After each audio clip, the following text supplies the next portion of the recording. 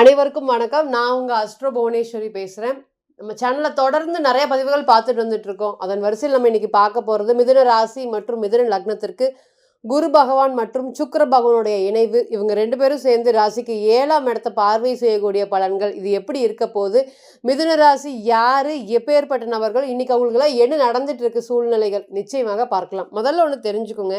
எந்த ஒரு விஷயத்தை பொறுத்துமே பிறந்த கால ஜாதகம் தான். நீங்க யாரு, எப்பேற்பட்டவர், அடுத்தடுத்து உங்களுக்கு நடக்கிறது என்னென்ன கிரக சேர்க்கைகள் இருக்கு, என்ன மாதிரியான பலன்கள் நடக்க போகுது, இது எல்லாத்துக்குமே பிறந்த கால ஜாதகம் தான் பதில் சொல்லும். நம்ம ராசியை பொறுத்த வரைக்கூடிய சொல்லக்கூடிய பலன்கள் நீங்க என்ன மாதிரி குணத்தை வெளிப்படுத்துறீங்க, இன்னைக்கு உங்களுக்கு கோச்சாரம் எப்படி இருக்கு, இந்த மாதிரி குணத்தை வெளிப்படுத்துவது, செயலை வெளிப்படுத்துவது, இது ரெண்டுக்கும் பெரிய வித்தியாசம் அப்படிங்கிறது கண்டிப்பா இருக்கு. நம்ம ராசியை வச்சு சொல்லக்கூடிய பலன்கள் அனைத்துமே பொதுவானது அப்படிங்கிறது மறந்துடவே கூடாது. நீங்க லக்னம், நீங்க யாரு, லக்னாதிபதி, நீங்க என்ன செய்ய போறீங்க, நீங்க எப்படி இருக்க போறீங்க, எந்த சூழ்நிலையில நீங்க எப்படி ரியாக்ட் பண்ண போறீங்க, இது எல்லாத்துக்குமே பிறந்த கால ஜாதகம் மட்டுமே தான் பதில் சொல்றதுக்கு கடமைப்பட்டிருக்கு. ஃபர்ஸ்ட் மிதுன ராசி மற்றும் மிதுன லக்னம். நீ வாழ பிறரை கெடுக்காதே அப்படின்னு எல்லாருக்கும் உதாரணமாக வாழக்கூடிய ராசி, அன்புக்கும் பண்புக்கும் பெயர் போன ராசி, நிறைய அடுத்தவங்களுக்கு உதாரணமா இருக்கக்கூடிய ராசி. இந்த ராசிக்கு நல்லவன் கெட்டவன் பார்த்து பழக மாட்டாங்க. எல்லார்கிட்டையும் யதார்த்தமா பழகிடுவாங்க. இந்த யதார்த்த பழக்கத்தினாலேயே வாழ்க்கையில பெரிய அளவுக்கு ஏற்றத்தையும் இறக்கத்தையும் சந்திக்கக்கூடிய ராசி. இது மிதுனத்தை பொறுத்தவரையும் வியாபார அறிவு அப்படின்னா மிதுனம் தான்.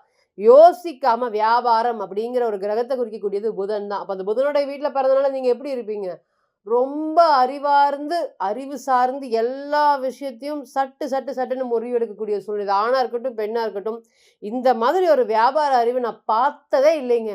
திறமை இருக்குது இல்ல, அதிர்ஷ்டம் இருக்குது இல்ல. ஆனா இந்த அறிவு அப்படிங்கிறது நம்ம விட்டு என்னைக்குமே போகாதது. அந்த மாதிரி ஒரு பொக்கிஷ அறிவு தான் இன்னைக்கு இந்த மிதுன ராசியை பொறுத்தவரையும் கடவுள் கொடுத்திருக்காரு அப்படிங்கிறது நிதர்சனமான உண்மை. நீங்களாம் அனைவராலும் கொண்டாடப்பட வேண்டியவங்க. ஆனா இன்னைக்கு என்ன நிலைமை?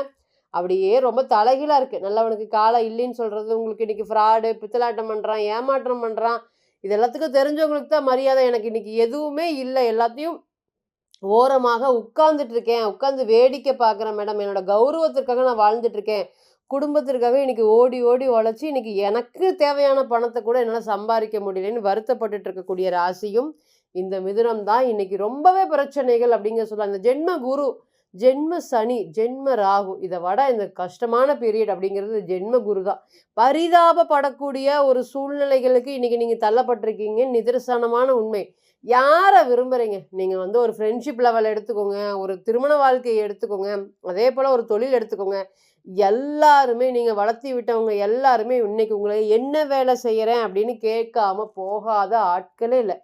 ஏதாவது ஒரு முதுகுல குத்துறது, ஏதாவது ஒரு ஃப்ரெண்ட்ஷிப் சார்ந்த அவமானம், ஏற்றி விட்டவங்களையவே ஹெல்ப் பண்ணவங்களையவே இன்னைக்கு இறக்கி விட்டுட்டு போகிறது, ஏதாவது ஒரு குற்றம் குறை சொல்லி கொடுத்து இன்னைக்கு எல்லாத்துக்குமே உங்களுக்கு அப்படியே பாம்பு மாதிரி மற்றவங்க இருந்து என்னை கொத்திட்டே இருக்காங்க மேடம் அப்படின்னு சொல்லாத ஆட்களே இல்லை. அந்த அளவுக்கு இன்னைக்கு நிறைய பிரச்சனைகள் யாருக்கும் தெரியாம நிறைய பிரச்சனைகள் இருக்கு. ஆனால் இவங்களுக்கு தவிர்த்து வேற யாருக்குமே தெரியாத மாதிரி நிறைய பிரச்சனைகளை இன்னைக்கு ஃபேஸ் பண்ணிட்டு இருக்கக்கூடிய மிதுனம். எனக்குன்னு ஒரு காலம் வருமா அப்படிங்கிற ஒரு யோசனைகளும் இன்னைக்கு நிறைய கோவப்படாம ஒன்னொன்னையும் இன்னைக்கு யோசிச்சு பண்ணிட்டு இருக்கீங்க. ஒரு விஷயமும் நீங்க எதிர்பார்க்குற மாதிரி இன்னைக்கு நடக்குதா அப்படின்னு கேட்டிங்கன்னா இல்லை. அடாவடியான அன்பு, நீங்க காதல் விருப்பப்படுறீங்க, அந்த காதல் கை கொடுக்கவே இல்லை. திருமணம்னு அந்த திருமணம் சார்ந்த வாழ்க்கையில இன்னைக்கு 7ஆம் அதிபதி ராசியில, பாதகாதிபதி ராசியில நீங்க என்ன பேசினாலும் பேசாட்டியும் எதிர்த்த மாதிரி இருக்கக்கூடிய நபர்கள் உங்களுடைய விஷயத்த தலையிட்டு உங்களுக்கு ஒரு பெரிய அவமானத்தை கொடுக்காம போகவே மாட்டாங்க. நீங்க எல்லா விஷயத்திலையும் சரின்னு சொல்ற மாதிரி நான் சொல்லக்கூடிய இந்த ஒரு வார்த்தையே எனக்கு பெரிய அளவுக்கு காயப்படுத்திட்டேன் மேடம், காயப்பட்டுருச்சு அப்படின்னு சொல்லாத ஆட்களே இல்லை. நம்ம ரீசெண்ட் டைம்ல ஒரு ஜாதகத்தை பார்த்தோம். நீங்க யார் எது சொன்னாலும் சரின்னு கேட்டுருவீங்க. அந்த சரின்னு கேட்கறதுனால அந்த பாசத்தினாலே நிறைய பிரச்சனைகள் உங்களுக்கு வர்றதுக்கு காத்துட்டு இருக்கு. அது இந்த டைம் பீரியட் வரையும் காத்துட்டு இருக்கு. நம்ம 2023 ஜாதகத்தை பார்க்கும்போது சொல்லியிருந்தோம். அதனால பொருளாதாரத்துல பெரிய அளவுக்கு பாதிப்புகள் அப்படிங்கிறது நீங்க ஃபேஸ் பண்ணக்கூடியது. இந்த மாதிரி எமோஷனல் டெசிஷன் அப்படிங்கிறது நீங்க எடுக்கக்கூடாது அப்படின்னு சொல்லியிருந்தோம். இவர் என்ன பண்ணியிருந்தாரு அப்படின்னு கேட்டிங்கன்னா, அவருடைய சொத்துக்கள் அனைத்துமே அடுத்தவங்க பேர்ல, நம்பிக்கையா இருக்கக்கூடிய பேர்ல எல்லாம் எழுதி வச்சுட்டாங்க. இன்னைக்கு அவங்க இவர்கிட்ட தரதுக்கு ரொம்ப பிரச்சனை பண்றாங்க. கிட்டத்தட்ட இந்த பிரச்சனைகள் கோர்ட்டு கேஸ் வரையும் நம்ம போகும்னு சொல்லியிருந்தோம். அதே மாதிரி கோர்ட்டு கேஸ் வரையும் போயிருச்சு. இன்னைக்கு அவருடைய ஜாதகத்துல நம்ம பார்க்கும்போது ரொம்ப கவனமாக இருங்கன்னு நீங்க சொல்லியிருந்தீங்க. அத மீறியும் நான் கவனம் இல்லாம இருந்துட்டேன். எனக்கு இந்த மாரி ஆயிடுச்சு. அடுத்தவங்க சொல்றத பேச்ச கேட்டு கேட்டு ஏன்னா மிதுனம் அப்படிங்கிறது தலை சிறந்த ஒரு யோகமான ராசி. அது அடுத்தவங்க சொல்றத கேட்டு, அடுத்தவங்களோட கருத்து கேட்டீங்கன்னா, நீங்க ரொம்பவே வந்து பார்த்தீங்கன்னா, எந்த இடத்துக்கு வரக்கூடாதுன்னு இருந்தீங்களோ, அந்த இடத்துக்கு வந்துட்டோம் அப்படின்னு சொல்ற அளவுக்கு உண்டான பலன்கள் தான் இருக்கு. இன்னைக்கு பாருங்க திருமண வாழ்க்கைய எவ்வளவோ போராடி அந்த திருமண வாழ்க்கைய வந்து காப்பாத்துறதுக்கு போராடிருப்பீங்க. அதெல்லாம் என்ன வேலை செய்றேன்னு உங்களுடைய விஷயங்கள், நீங்க உங்களோட சம்மந்தப்பட்ட விஷயங்கள பல பேர் பேசும்படியான ஒரு சூழ்நிலைகள் என்னோட குடும்பத்தில யாராரோ தலையிடலாம் இருக்குங்க மேடம். ரொம்பவே கஷ்டப்படுற மாதிரியான ஒரு சூழ்நிலைகள் இருக்கு. நான் தான் இன்னைக்கு என் மேல தவறே இல்லைனாலும் நான் தான் தவறு அப்படின்னு ஒத்துக்கொள்ளக்கூடிய ஒரு சூழ்நிலைகள் இருக்கு. எமோஷனலா ரொம்ப டென்ஷன் ஆகுறேன். இதெல்லாம் வந்து பார்த்தீங்கன்னா, என்னை எல்லாரும் யூஸ் பண்ணிக்கிறாங்க அப்படின்னு சொல்லாத ஆட்களே இல்ல. நீங்க நம்ம பார்க்கும்போது அவருடைய ஜாதகத்துல ரொம்ப கடுமையான பிரச்சனைகள்ல, மனக்குழப்பத்துல அவர் வந்திருந்தாரு. மறுபடியும் அவர்கிட்ட நம்ம பிரசன்னத்த போட்டு பிறந்த கால ஜாதகத்தையும் பார்த்து, இந்த சொல்யூஷன் இதுக்கு இவ்வளோ காலம் பிடிக்கும். இதெல்லாம் பண்ணுங்க. இந்த நீங்க இந்த பிரார்த்தனை பண்ணணும். இந்த வழிபாடு நீங்க பண்ணணும் அப்படிங்கிற மாதிரி சொல்லி அந்த பிரச்சனைய முடிச்சோம். பிரசன்னத்தையும் முடிச்சோம். அப்ப நெறைய விஷயங்கள் பிறந்த கால ஜாதகம் அப்படிங்கிறது என்னென்ன விஷயங்கள்லாம் எந்த அளவுக்கு இருக்கு? திருமண காலங்கள்ல எந்த அளவுக்கு விஷயங்கள் இருக்கு?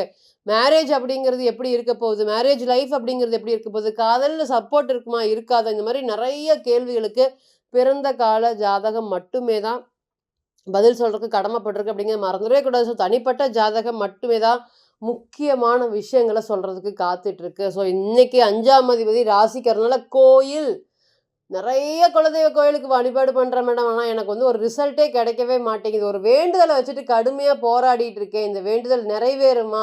என்னோட குழந்தைகளுக்கு நான் படிக்க வைக்கிறதுக்கு ரொம்ப கஷ்டப்பட்டுட்டு இருக்கேன். என்னால வந்து பார்த்தீங்கன்னா, பொருளாதாரத்தில என்னால பணத்த சேமிக்கவே முடியவே இல்ல. குழந்தைகள் சார்ந்த ஒரு தொந்தரவுகள்.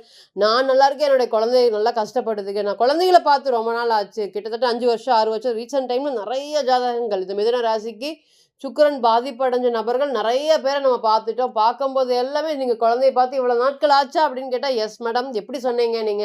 குழந்தைய பார்த்து அத்தன நாட்கள் ஆச்சு. இப்போ இத்தன நாளா வந்து பார்த்தீங்கன்னா, எனக்கு குழந்தை மேல ஒரு பெரிய ஆர்வம் இல்ல. ஆனா இன்னைக்கு ரொம்ப ஆர்வமா இருக்கு. என்ன பண்றது? திரும்பி போய் பேசலாமா?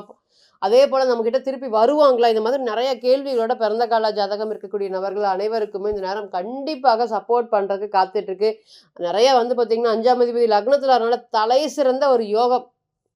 குழந்தை பேருக்கு ஒரு தலை சிறந்த ஒரு யோகம். காதலுக்கு ஒரு தலை சிறந்த யோகம். காதலிச்சுட்டு இருக்கோம். பெற்றோர் சம்மதத்துக்காக போராடிட்டு இருக்கோம். பல இடைஞ்சல்கள், இடையூறு வருது. இந்த குரு வந்ததிலிருந்து இந்த காதல் சம்மந்தப்பட்ட விஷயத்துல பல பிரச்சனைகள் இருக்கதான் செய்யுது.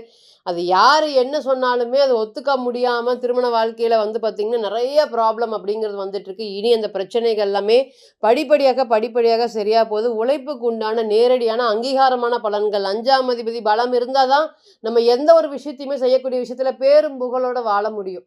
அப்ப இந்த நீங்க வந்து நல்லா வேலை செய்றீங்க அப்படிங்கிறது ஒண்ணு. அந்த வேலை செய்றதுக்கு உண்டான அங்கீகாரத்தோட சம்பள உயர்வோட குடுக்குறது ஒண்ணு. அப்ப சும்மா பேர் தான் எடுத்துட்டு இருக்கேன். அது மூலியமாக எனக்கு பணம் ஒண்ணும் வரவே இல்ல. அதே சம்பளம், அதே இன்கிரிமெண்ட் இல்லாம வேலை செஞ்சுட்டு இருக்கேன் அப்படின்னு சொல்லக்கூடிய நபர்களுக்கும், 2வது நான் ஒருத்தன கூட்டிட்டு வந்து அவன் வளர்ச்சி அடைந்து போயிட்டே இருக்கிறான். நான் அதே இடத்துல ஏத்தி விட்ட ஏணியாக நின்னு வேடிக்கை பார்த்துட்டு இருக்கேன். என்னுடைய அறிவு பிறரால பாராட்டப்படவே இல்ல அப்படின்னு சொல்லக்கூடிய பலருக்கும் இந்த நேரம் அதிகமாக சப்போர்ட் பண்ணும். 2ம் சேர்ந்து 2ஆம் அதிபதியும் அதேபோல குரு சம்மந்தத்தோட 7ஆம் இடத்த பார்க்கறனால ரொம்ப வருடமாக நான் திருமணத்துக்கு போராடிட்டு இருக்கேன் மேடம். எனக்கு தயவுசெய்து திருமணம் நடக்குமா நடக்காதான்னு கூட சொல்லிருங்க. எனக்கு சலிச்சு போயிடுச்சு அப்படின்னு சொல்லி வருத்தப்பட்டுட்டு இருந்தவங்களுக்கு அதுவும் 1989, 1990 இந்த டைம் பீரியட் எல்லாம் வந்து பார்த்தீங்கன்னா, சனீஸ்வர பகவான் தனுசு ராசியில பயணிப்பார். 7ஆம் இடம் சொல்லக்கூடிய அந்த தனுசுல பார்க்கும்போது, இந்த நேரம் திருமணம் சார்ந்த விஷயத்துல கடுமையாக பிரச்சனைகளும், தடைகளும் சந்திச்சுட்டு இருந்தவங்களுக்கு, இனி திருமணம் சார்ந்த விஷயத்துல இருக்கக்கூடிய பிரச்சனைகளும், பாதிப்புகளும் படிப்படியாக குறையும்.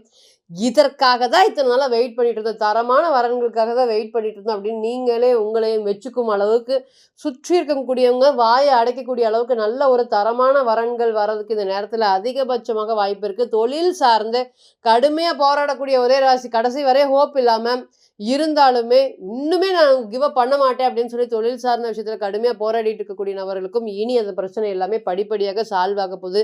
தொழில் சார்ந்த ஒரு பெரிய ஒரு வெற்றி வாய்ப்புகளை ஏற்படுத்தி கொடுக்கக்கூடிய ஒரு நல்ல ஒரு யோகமான களம். மனைவி பேர்ல தொழில் செஞ்சுட்டு இருக்கேன். மனைவியோட சேர்ந்து கூட்டு தொழில் செஞ்சுட்டு இருக்கேன். நாங்க 2 பேரும் சேர்ந்து ஜெயிப்போமா. நெறைய தொழில் சார்ந்த விஷயத்துல கடன் வாங்கி வச்சிருக்கேன். ஏன்னா மிதுனம் தான் யோசிக்காம கடன் வாங்கக்கூடிய ராசி.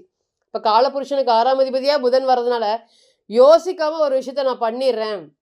ஈகோக்காக பண்ணிடுறேன், அடுத்தவனுக்காக பண்ணிடுறேன், அதுக்கு எல்லாத்துக்குமே நிறைய பாதிப்புகள் இருக்குது அப்படின்னு சொல்லி வருத்தப்பட்டுட்டு இருந்த உங்களுக்கு இனி இந்த கடன் சார்ந்த பெரிய பிரச்சனைகள்லாம் படிப்படியாக குறைய போகுது. நிறைய கோர்ட்டு கேஸ் ப்ராப்ளம் ஃபேஸ் பண்ணிட்டீங்க இந்த கடகம். கடகத்தோடு சேர்ந்து மிதுனமும் இன்னைக்கு ஃபேஸ் பண்ணிட்டு இருக்காங்க. அந்த அளவுக்கு இன்னைக்கு ப்ராப்ளம் அப்படிங்கிறது அதிகமாக இருக்குது. நிறைய அவமானங்கள், எல்லாரும் சார்ந்த அவமானங்கள் யார் ஃபேஸ் பண்ணுறாங்க அப்படின்னு கேட்டிங்கன்னா மிதுனம் தான். அது எல்லாமே இனி வரக்கூடிய காலங்களில் பிரச்சனைகள் படிப்படியாக குறையும். அன்புக்கும் பண்புக்கும் பாசத்துக்கும் பெயர் போன ராசி இனி தொழில் சார்ந்த விஷயத்தில் ஒரு பெரிய வளர்ச்சிகள் அப்படிங்கிறது கண்டிப்பாக இருக்கும் அப்படிங்கிற எந்த ஒரு மாற்று கருத்துமே இல்லை. இப்போ நம்ம சொன்னது அனைத்துமே கோச்சாரம் இண்டிகேஷன் பண்ணக்கூடிய ராசியை வச்சு சொல்லக்கூடிய பொது பலன்கள் தான். ஸோ தனிப்பட்ட ஜாதகத்தை நீங்கள் ஆலோசனை பண்ண விருப்பப்பட்டீங்கன்னா கீழே இருக்கக்கூடிய நபருக்கு கான்டாக்ட் பண்ணுங்கள். நான் வணங்கக்கூடிய நரசிம்மர் உங்கள் எல்லோருக்குமே நல்ல வளமான வாழ்க்கையை ஏற்படுத்துகிறேன் நான் நிச்சயமாக பிரார்த்தனை பண்ணிக்கிறேன். மீண்டும் ஒரு பதிவில் உங்களெல்லாம் சந்திக்கும் வரை உங்களிடமிருந்து விடை பெறுவது உங்கள் அஸ்ட்ரோ புவனேஸ்வரி. நன்றி, வணக்கம்.